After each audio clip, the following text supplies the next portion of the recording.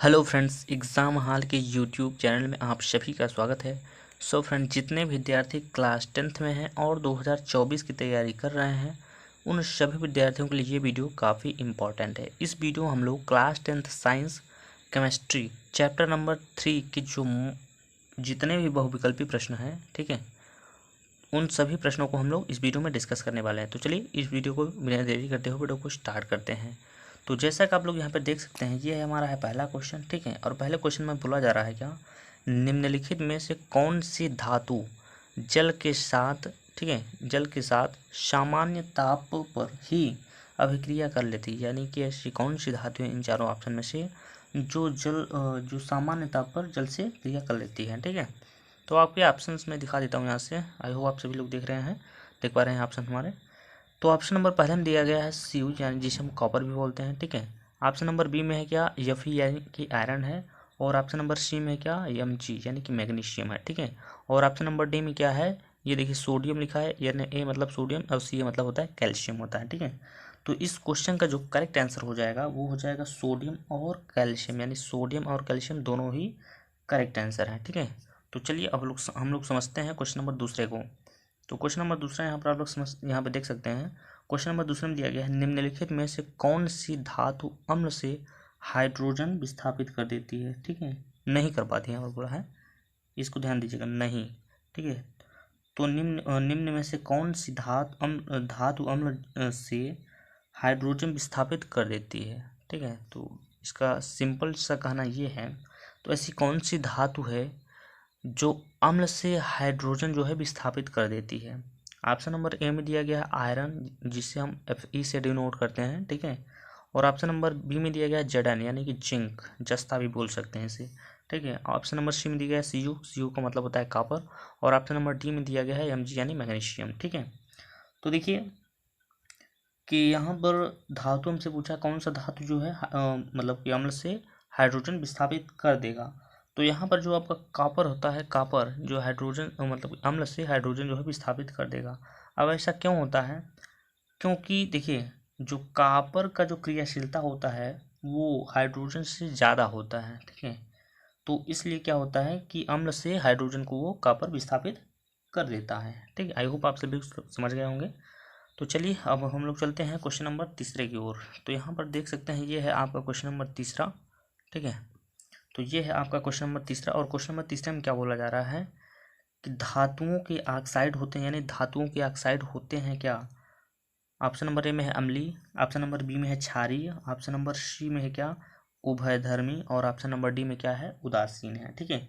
तो देखिए यहाँ पर बोला जा रहा है धातुओं के ऑक्साइड किस प्रकार के होते हैं, यानी उनकी प्रकृति कैसी होती है, क्या अम्लीय होती है, क्या क्षारीय होती है, या फिर उदासीन होता है, या फिर उभयधर्मी होता है, ठीक है।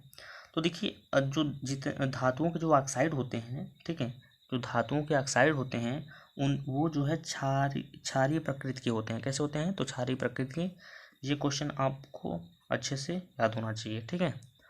तो इस क्वेश्चन का जो करेक्ट आंसर हो जाएगा वो हो जाएगा ऑप्शन नंबर बी। तो अब हम लोग चलते हैं क्वेश्चन नंबर चौथे की ओर। तो यहाँ पर देख सकते हैं आप लोग, ये है आपका क्वेश्चन नंबर चौथा। और क्वेश्चन नंबर चौथे में बोला क्या जा रहा है, हाइड्रोजन है, यानी हाइड्रोजन क्या है। ऑप्शन नंबर ए में है धातु, ऑप्शन नंबर बी में है अधातु, ऑप्शन नंबर सी में है उपधातु, और ऑप्शन नंबर डी में क्या है, मिश्र धातु, ठीक है। तो हाइड्रोजन यहाँ पर पूछा जा रहा है क्या है।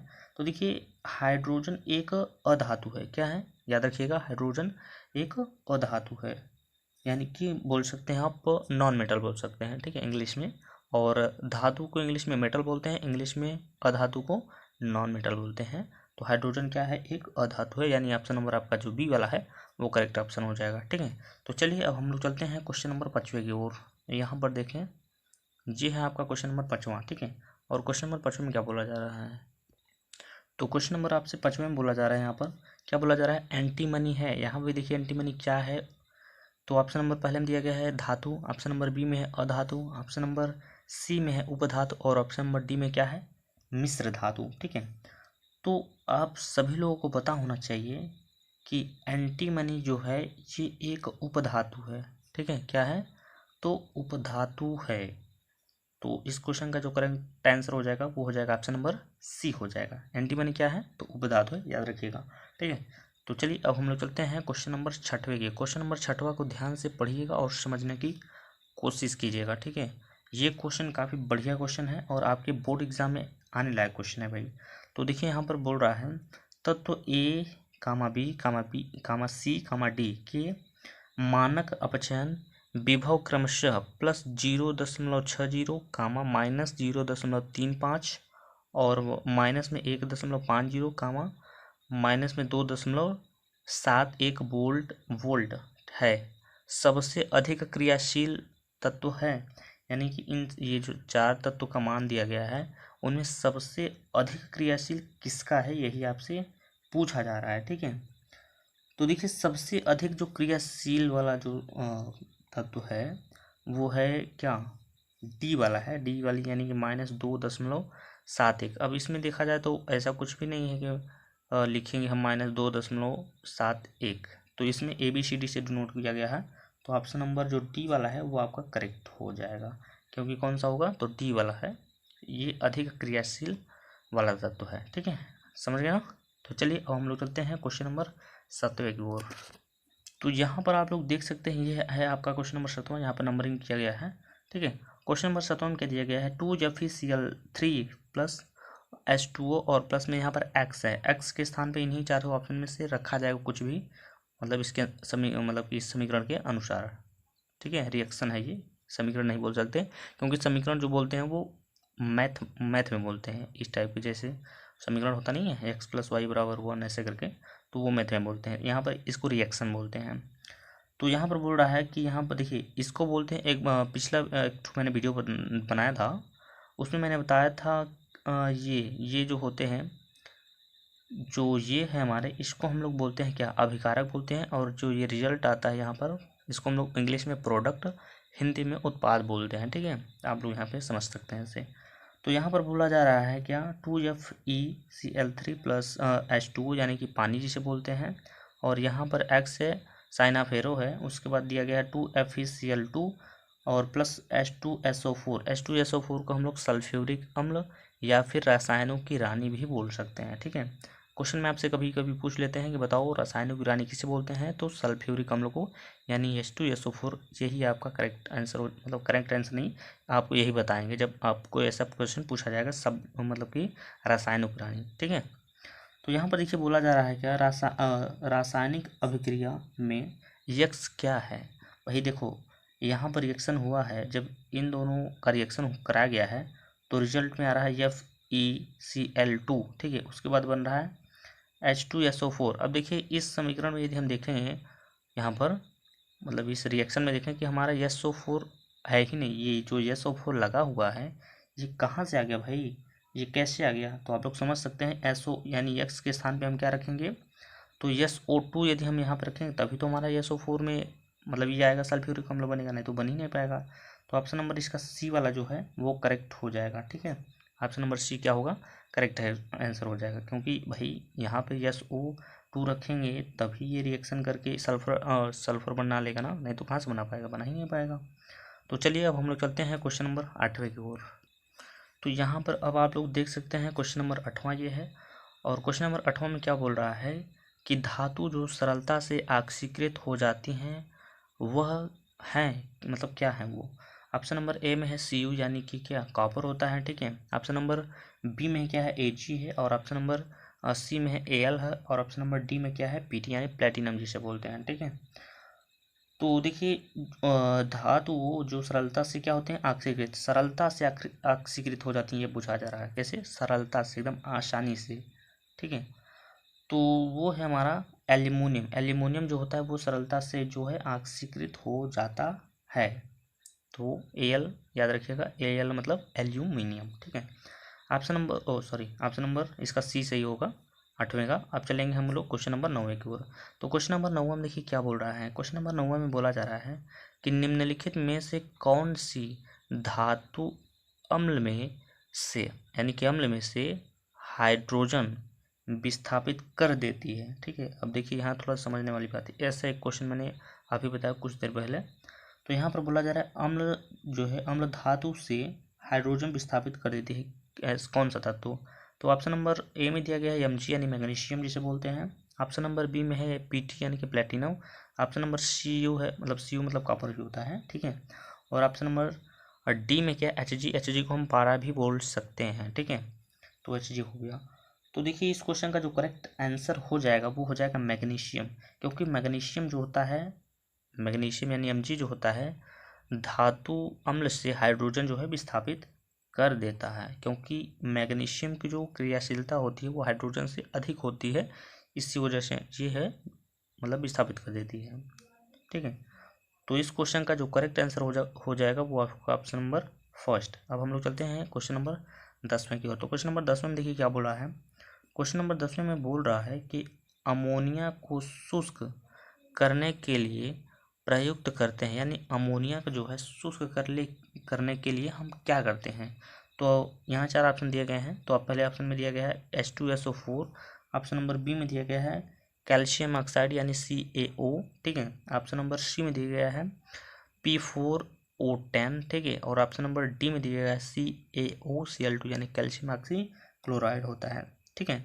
तो देखिए अमोनिया को शुष्क करने के लिए हम कैल्शियम ऑक्साइड का प्रयोग करते हैं, किसका, तो कैल्शियम ऑक्साइड का, ठीक है। जिससे हम लोग क्या भी बोल सकते हैं, बिना बुझा हुआ चूना भी बोल सकते हैं, ठीक, क्या बोल सकते हैं, बिना बुझा हुआ चूना, ठीक है, किसको, कैल्शियम ऑक्साइड को। तो आई होप आप लोग समझ गए होंगे ये क्वेश्चन नंबर 10वें को। तो अब हम लोग चलते हैं क्वेश्चन नंबर 11वें की ओर। तो यहाँ पर आप लोग देख सकते हैं ये है आपका क्वेश्चन नंबर 11, ठीक है, क्वेश्चन नंबर है 11 आपका। और क्वेश्चन नंबर 11 में देखिए क्या बोला जा रहा है। तो इसमें बोला जा रहा है जस्ता धातु हाइड्रोक्लोरिक अम्ल, ठीक है, अम्ल से क्रिया करके कौन सी गैस निष्कासित करती है। ऑप्शन नंबर ए में दिया गया है ओजोन। ऑप्शन नंबर बी में है ऑक्सीजन। ऑप्शन नंबर डी में है क्या, हाइड्रोजन, ठीक है, हाइड्रोजन यानी जिसे हम लोग ऐसे भी डिनोट करते हैं। ये क्या, कौन सा, ये तक मतलब ये क्या धातु है, क्या धातु है कि उपधातु है कि, ठीक है, बताइएगा कमेंट बॉक्स में कि हाइड्रोजन क्या है, धातु है कि उपधातु है। और ऑप्शन नंबर डी में दिया गया है नाइट्रोजन, ठीक है। तो देखिए जस्ता धातु जो है हाइड्रोजन अम्ल से क्रिया करके जो है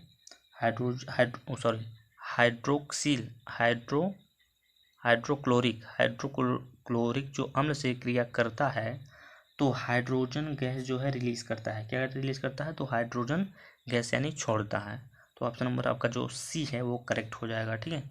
तो चलिए अब हम लोग चलते हैं क्वेश्चन नंबर 12 की ओर। क्वेश्चन नंबर 12 भी काफ़ी बढ़िया क्वेश्चन है आपकी एग्जाम के पॉइंट ऑफ व्यू से देखा जाए तो, ठीक है।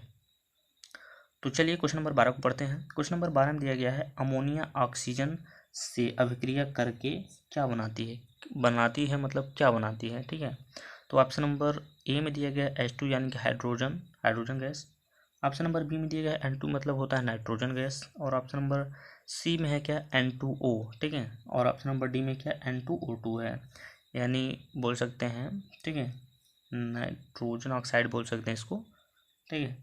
तो यहाँ पर बोला जा रहा है अमोनिया ऑक्सीजन से अभिक्रिया करके क्या बनाती है, ठीक है।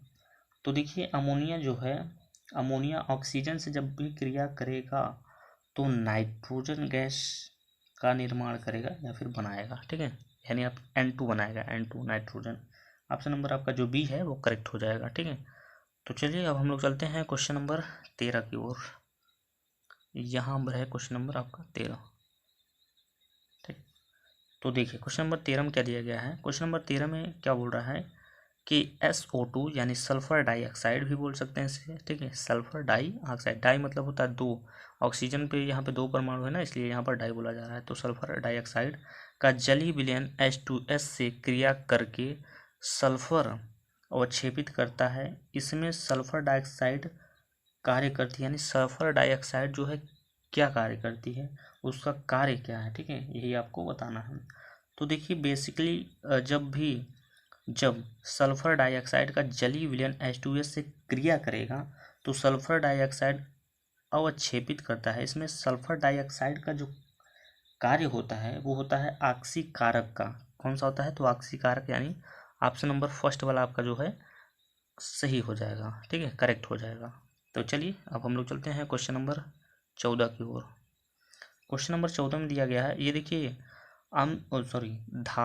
अम्ल ओ सॉरी क्या बोलते हैं, धातु और अधातु, धातु और अधातु जो चैप्टर है उस उनसे सभी ये जो है क्वेश्चन लिया गया है। तो ये वाला चैप्टर का जो भी मोस्ट इम्पॉर्टेंट बहुविकल्पी बन सकता था क्वेश्चन, वो मैंने यहाँ पर सभी क्वेश्चन को ले लिया है। बाकी जो भी बचा हुआ रहेगा वो वीडियो आते रहेंगे, उसमें मैं इंक्लूड कर दूंगा, ठीक है। तो चलिए क्वेश्चन नंबर 14 को पढ़ते हैं। तो कुछ क्वेश्चन नंबर 14 में दिया गया है सल्फर डाइऑक्साइड का जलीय विलयन होता है अम्लीय, ऑप्शन नंबर बी में दिया गया क्षारीय, ऑप्शन नंबर सी में क्या उदासीन, और ऑप्शन नंबर डी में क्या दिया गया है तो उभय धर्मी दिया गया है। तो सल्फर डाइऑक्साइड का बेसिकली हमसे जलीय विलयन पूछा जा रहा है, ठीक है।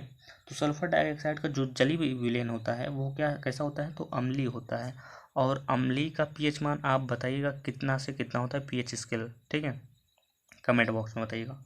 तो चलिए अब हम लोग चलते हैं क्वेश्चन नंबर 15 में की ओर। आप यहाँ पे देख सकते हैं ये है आपका क्वेश्चन नंबर 15। और क्वेश्चन नंबर 15 में क्या बोला जा रहा है तो क्वेश्चन नंबर 15 में हमसे बोला है सल्फर डाइऑक्साइड का जलीय विलयन कहलाता है, यानी सल्फर डाइऑक्साइड का जो जलीय विलयन होता है वो क्या कहलाता है। तो ऑप्शन नंबर ए में है सल्फ्यूरस अम्ल, ऑप्शन नंबर बी में है सल्फ्यूरिक अम्ल, option number D sorry C में है, ये बी है ना, ठीक है, ऑप्शन नंबर सी में है पायरोसल्फ्यूरिक अम्ल, ऑप्शन नंबर डी में है क्या इनमें से कोई नहीं, ठीक है। तो देखिए सल्फर डाइऑक्साइड का जो जलीय विलयन होता है वो होता है सल्फ्यूरस अम्ल, यानी ऑप्शन नंबर आपका फर्स्ट वाला जो है वो करेक्ट हो जाएगा। सल्फर डाइऑक्साइड का जो जलीय विलयन पूछा जाएगा तो आप बताएंगे सल्फ्यूरस अम्ल होता है, ठीक है। तो इस क्वेश्चन का जो आंसर होगा वो हो जाएगा ऑप्शन नंबर ए। अब हम लोग चलेंगे क्वेश्चन नंबर 16 की ओर। तो यहाँ पर आप लोग देख सकते हैं ये है हमारा क्वेश्चन नंबर 16। और क्वेश्चन नंबर 16 में हमसे बोल रहा है क्या, क्वेश्चन नंबर 16 में क्या बोल रहा है कि निम्नलिखित में से कौन सी गैस ऑक्सीजन तथा अपचायक दोनों है, ठीक है, मतलब ऑक्सीजन तथा अपचायक दोनों है, ये आपसे पूछा जा रहा है। तो देखिए सल्फर डाइऑक्साइड जो है ऑक्सीजन भी है और अपचायक दोनों ही है, कौन सा है तो सल्फर डाइऑक्साइड, यानी ऑप्शन नंबर आपका जो ए है वो करेक्ट हो जाएगा, ठीक है। क्वेश्चन नंबर 17 को समझते हैं, और ये इस वीडियो का लास्ट क्वेश्चन है। इस वीडियो में मैंने केवल 17 ही क्वेश्चन लिया है। इस चैप्टर से यदि कोई भी बहुविकल्पी का क्वेश्चन यदि बच गया होगा तो कमेंट बॉक्स में जरूर बताइएगा, ठीक है। तो क्वेश्चन नंबर 17 को समझते हैं। इसमें दिया गया है आयरन सल्फाइड पर तनु H2SO4 यानी कि सल्फ्यूरिक अम्ल है ये, कि अभिक्रिया से गैस प्राप्त होता है, यानी कि आयरन सल्फाइड पर तनु यानी H2SO4 की अभिक्रिया का जब कराया जाएगा तो कौन सी गैस प्राप्त होगा, ठीक है, ये आपसे पूछा जा रहा है यहाँ पर। तो देखिए जब भी आयरन सल्फाइड का इसके साथ रिएक्शन कराया जाएगा तो H2S यानी कि हाइड्रोजन सल्फाइड बोल सकते हैं, ये गैस हमारा प्राप्त होगा, यानी ऑप्शन नंबर आप ये देखिए डी लिखा हुआ यहाँ पर होना चाहिए बी, तो इसको आप लोग सुधार लीजिएगा, ये बी होगा क्योंकि डी तो यहाँ पर है, ABCD, ठीक है। तो जब भी आयरन सल्फाइड पर तनु H2SO4 यानी कि सल्फ्यूरिक अम्ल की क्रिया जब भी कराई जाएगी तो H2S यानी कि हाइड्रोजन सल्फाइड जो है प्राप्त होगा, ठीक है। तो इस क्वेश्चन का जो करेक्ट आंसर हो जाएगा वो हो जाएगा ऑप्शन नंबर बी। तो आई होप आप सभी को जितना भी मैंने क्वेश्चन बताया काफ़ी बेहतर लगा होगा आप लोगों को और पढ़ने में मज़ा आया होगा। तो इस वीडियो में इतना ही, मिलते हैं नेक्स्ट वीडियो में, तब तक के लिए जय हिंद जय भारत।